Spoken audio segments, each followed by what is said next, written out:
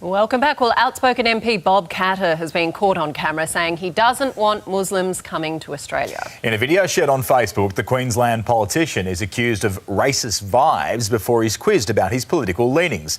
Let's have a look.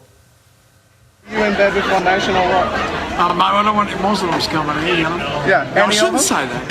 Yeah, no, you gotcha! You don't want any of them coming here, do you, Bob Katter? You No, that's not what I said, mate. You just said you don't want any Muslims don't here. go telling lies. Shapes up too. Time now for the Sunday jury. Joining us this morning is Nine reporter and Sports Sunday panellist Neil Breen. Morning, Breenie. And Shelly Horton of Shell Shock Media. Hello. Good morning. Breenie, what do you make of this? Well, Bob's been around a while, and he should be a bit smarter than that, right, to get set up by some dude who's filming him. But secondly, is anyone surprised that Bob Katter doesn't want Muslims coming to Australia? That's true. Hello? Like, it's hardly worth 78,000 Facebook hits, is it? Thanks, Scoop. I think the thing is, though, we need to understand social media is publishing, and so it's not just Facebook, it's not just Instagram, it is actually publishing. And the thing is, politicians don't get any downtime now. Yeah. And the only way that that's ever going to work for you if you are true to your values and you're not doing political spin. So I think, we saw his values, didn't we? Yeah, They exactly. are his values. They are, yeah. And, like, make no mistake, Bob Katter wins in a landslide in the regional parts of Queensland at every election for a reason. Because he has thoughts and values like that, whether mainstream Australia like it or not. What do you think of the guy, though, who's obviously purposely trying to, he set him up. He set him It makes me feel a little and the way he says gotcha, he tried to get a rise out of him. And Bob Katter stupidly goes in and says, I don't want Muslims coming here. Well, then the guy goes, I gotcha. And he got him. Bob shapes up to him too. Almost got a little bit tense there. A little bit of fisticuffs. I think, he'd had a few beers under his belt by the sound of it, a little bit slurred. But even then, no excuse. That could just be Bob. Anyway. Moving on, how's this for a real political fight? Is our former Prime Minister getting back into the boxing ring? Yeah, Tony Abbott's been challenged to go toe-to-toe with Labor Senator Anthony Chisholm, with the match set to be the curtain raiser before the Manny Pacquiao and Jeff Horn fight in Brisbane. Shell? I just find this revolting, pathetic, a desperate plea for them both to try and stay relevant. I find it thuggish. And you know what? If they're saying it's for charity, make a donation to charity. And we're trying to say that we have equality in Australia. We're not going to have two female politicians doing this. Grow up, fellas. Neil, would you do it?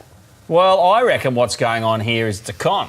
Right, so the Senator's Anthony Chisholm, the Labor Senator, he's 39. He says he wants to fight Tony Abbott, who's like 59. So firstly, it's unfair to start with. He's got 20 years on him. Not a good matchup. But then I read from the promoters, this is an interesting idea. I think the Labor Senator's brought this up to get himself some publicity off the back of the fact that the biggest fight in history is coming to Australia when Manny Pacquiao is going to fight Jeff Horn at Suncorp Stadium, and he's tried to get himself a page lead in a Sunday newspaper, and guess what? Happened. It worked. We're I've been there and done it myself. It worked. You're like, brilliant. I'm with you, Shell. My dad, a few weeks ago, he did a charity fight. It was a huge thing on the Gold Coast. It was all for a good cause. We had to watch as a family, and look, I adore my dad, but I walked into the casino on the Gold Coast. Yeah. The whole ring was set up just as exactly as it's going to be for Mr. Abbott. I hyperventilated seeing your father in a ring. How'd your dad go? He didn't win, but it was a bad matchup. Did he get a few He did in? really well, but Did he get a few he in? did. But also, it was how do your horrible kids to watch. feel watching their granddad getting beaten up? Like, that's Exactly. none of those I'm totally are good with messages. You. It's not a good message at all. Don't do it, Tony Abbott.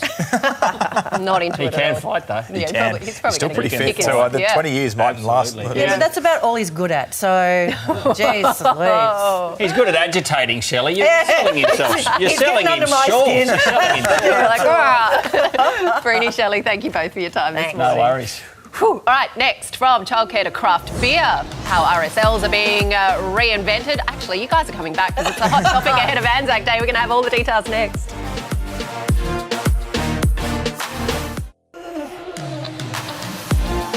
Welcome back. The RSL is an Australian institution, but clubs are having to reinvent themselves to stay relevant in today's age. Social media accounts, craft beer and childcare services all sound pretty good, and they're all being pushed as part of a revitalisation of RSLs across the country. Neil, can this save the RSL? Well, I hope so, because I love the RSL. I'm a member of my local RSL, and I love going up there and have a couple of bets on a Saturday or whatever, and I love supporting it. But it's true, they're under siege because entertainment choices for younger people aren't going to the RSL. Now, when I was young, you went to the RSL before you went out for a night on the town because you got cheap booze. Cheap beers, right? yeah. But they don't seem to care now. Yeah. They go to pubs and they're spending a lot of money and, you know, I come from the old 4X and 2Es and VB generation. That generation's long gone, None right? of that craft beer for you. I know. If someone brought Ridiculous. craft beer, it's just like, what's that? Your Monday lager or something. It's like, what's that rubbish? Do you want an umbrella in that? There'd be 6 of them left at the end of the night, right? Everything else was gone. Look, I love an RSL, and the thing that I love about the RSL is the counter meals, like the good old steak and Please. chips. Bit of a palmy, you know, like that's what I really like. But it is a case of adapt or die. Like they are dying out. They need to pick up their members, and so if it is craft beer and creches, that's the way they're going to have to do it. Integral part of small towns and small Yeah. communities Exactly. as well as the big city thing. I got in strife, though, because I took the kids up there before the ballet concert, which was upstairs at the RSL. I was there early, so we maybe had a couple of games of Keno.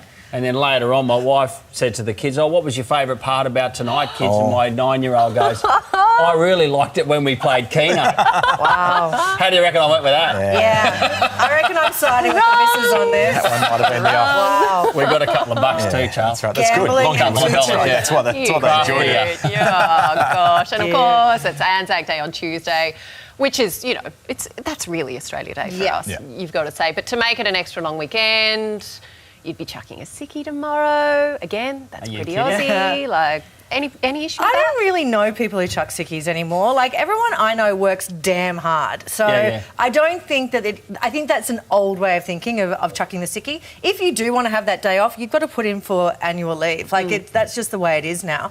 But I think that, yeah, it is one of our most important days, and I hope that everyone does respect it. Free? Yeah, well, I won't be chucking a sickie. I wish I could. But, look, many people will. But for the people who go to work, I hope people chuck a sickie because there's no one on the road in Sydney. Yeah. It's all time. You can do anything you want. Drive around. How good is it? Plain sailing. It's very good. Thank you, guys. Thank you. you You're both. welcome. Not so nice on the roads at the moment in Sydney, though, because Vice President Mike Pence is on the move.